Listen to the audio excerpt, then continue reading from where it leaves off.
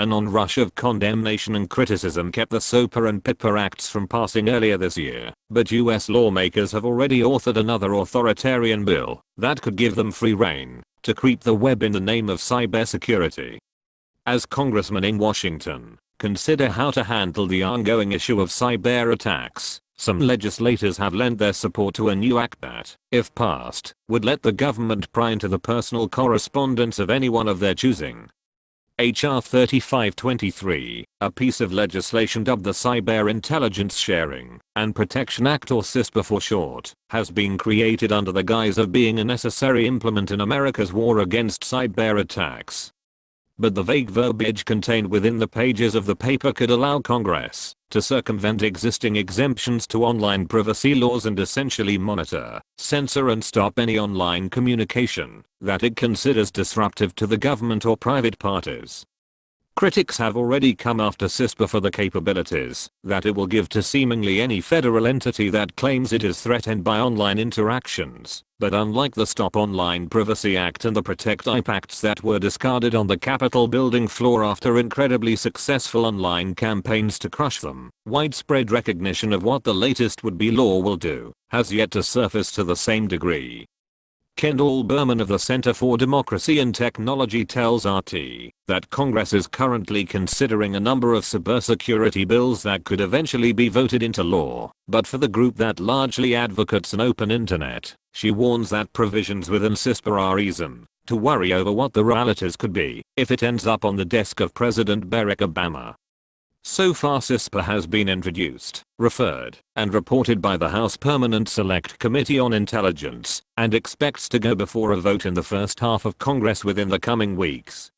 We have a number of concerns with something like this bill that creates sort of a vast hole in the privacy law to allow government to receive these kinds of information, explains Berman, who acknowledges that the bill, as written, allows the US government to involve itself into any online correspondence, current exemptions notwithstanding, if it believes there is reason to suspect cybercrime.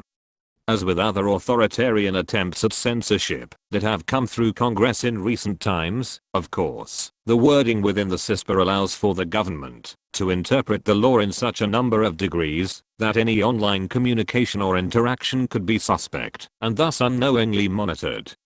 In a press release penned last month by the CDT, the group warned then that CISPA allows internet service providers to funnel private communications and related information back to the government without adequate privacy protections and controls.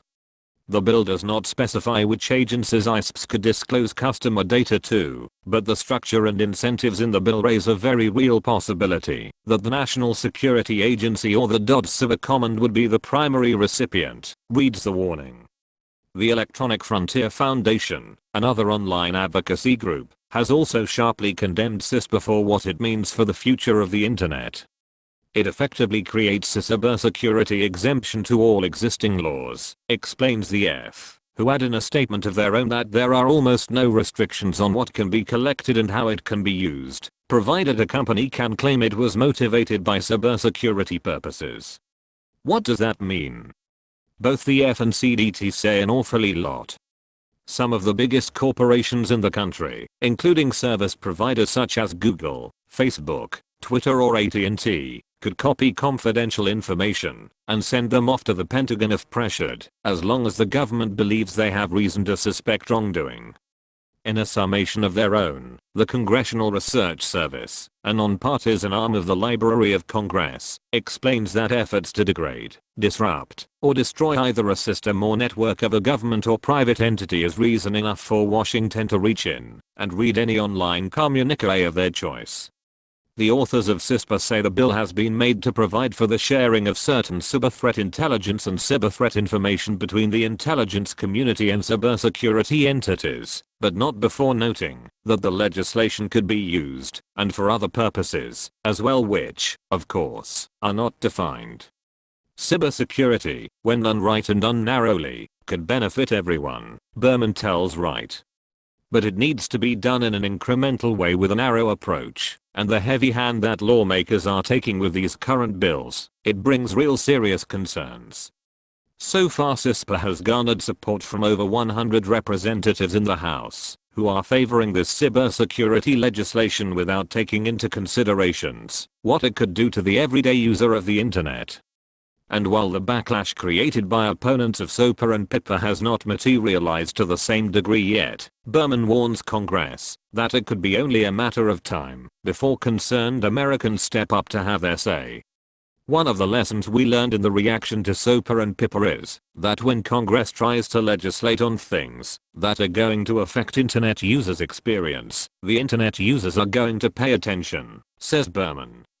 HR 3523, she cautions, definitely could affect in a very serious way the internet experience. Luckily, adds Berman, people are starting to notice.